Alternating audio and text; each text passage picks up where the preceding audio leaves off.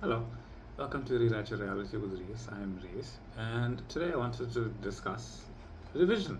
Neville Goddard's idea of revision that's quite popular, right? What does it mean? How you know you're doing it right? Do you think you're doing it wrong? How do you imagine? Like blah blah blah, right? That kind of thing. So, revision. So, we tend to want to revise, and it's not limited to this. Revise incidents that we believe that are in the past that we do not prefer. And the reason you even contemplate these moments that have happened in the past and from now, because it's all happening now, and you're contemplating them now, is because they still have some sort of energy within you. And in my personal belief, it's more related to that energy that you are currently being now, that identity you're currently being now. You see, if you have chosen a new identity, then those moments that you perceive as being unwanted no longer serve you, and they come up because it's like an opportunity for you to relive that moment in a way that is more suited to that identity. You see, it's like almost having a split personality in a sense. You have you were an identity that remembered that event in this way, and now you are an identity, and that way that you're remembering it no longer serves you. It cannot be your memory from who you are being right now, even all of it's happening right now. So you can take anything, right? Uh, let's say you're perfectly comfortable with who you are being right now. Like you are completely comfortable, and I don't want to use the word confident, but joyfully being who you are, right? And it doesn't matter who's there, it doesn't matter who's where, it doesn't matter what's going on, it's all good.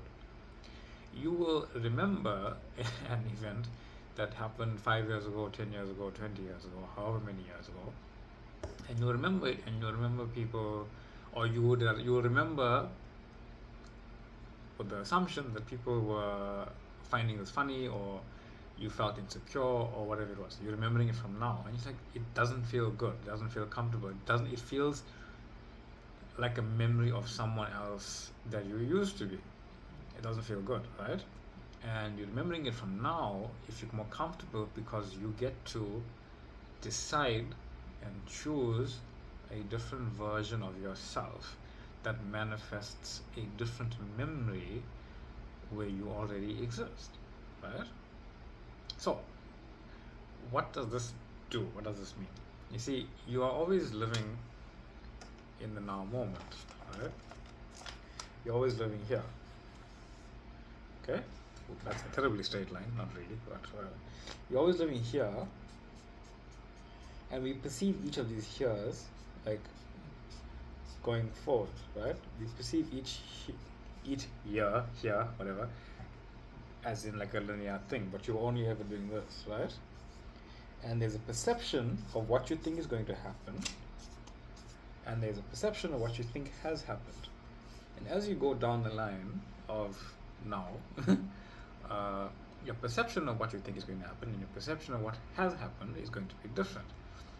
And if you are kind of unconscious, then you're just going to repeat the perception of things, because who you perceive yourself to be, as in who you were yesterday, is created now as who you are now, and who you want to be is created now, who you are now.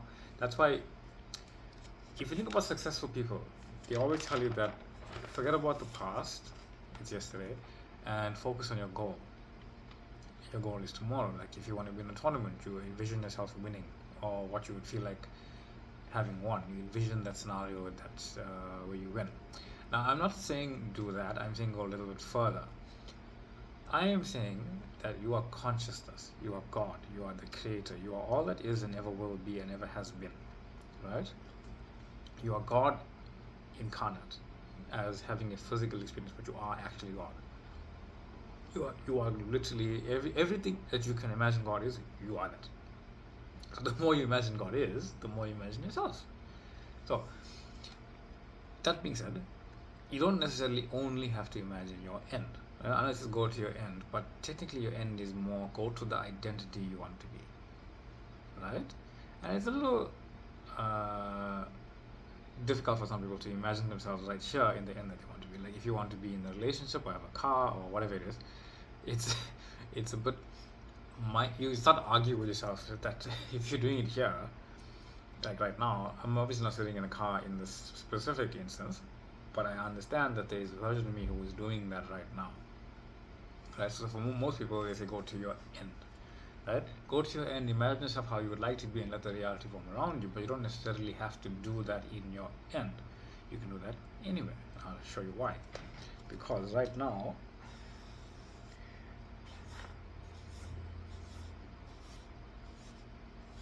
let's just say those circles represent an identity.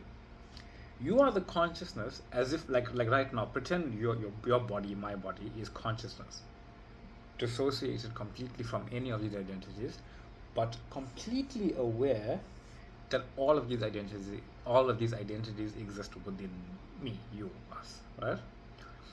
Right? Each one of these balls represents an identity, and the physical self right now is just a representation of awareness that I'm aware of all of this. That's what's actually happening, right?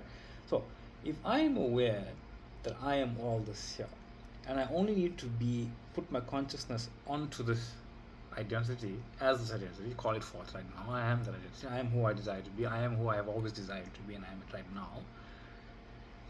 That means I can put my consciousness, my awareness, my choice of being onto, I'm going to sneeze.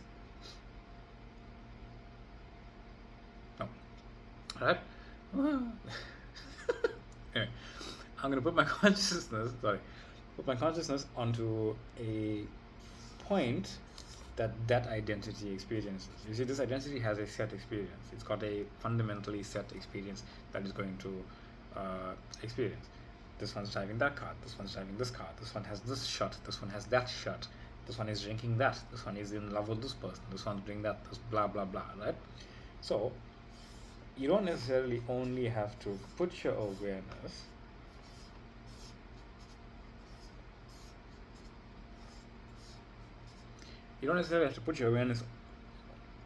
here at this point.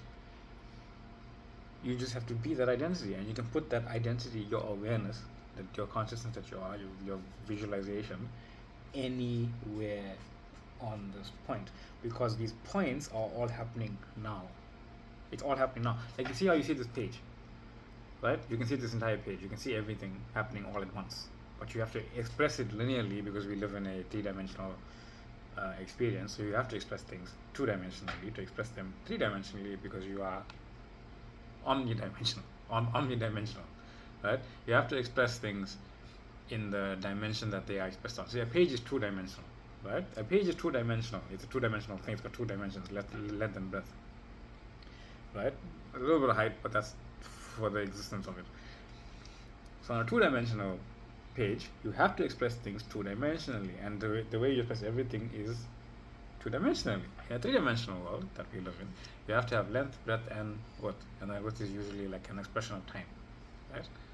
So obviously this video is existing all together, but the expression of it happens linearly because you have to see it linearly, but it's all happening, otherwise it would be like this garbled, right? So you put your awareness here.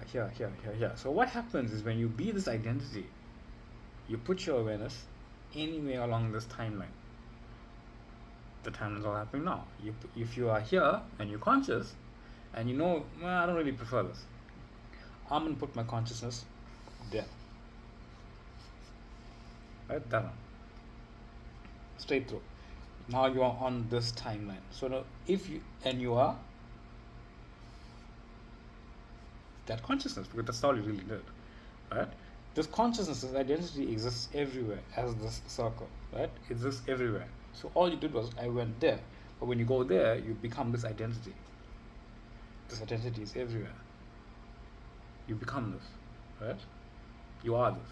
You become the scene, you become the identity, you become everything everywhere all at once in that identity. While remembering you are still all of them. So, when you are that identity, you start to remember other things that happened, right? Everywhere that you experience, in different identities that you experience. So when you remember them, they no longer serve you. They no longer suit you. So as you remember them,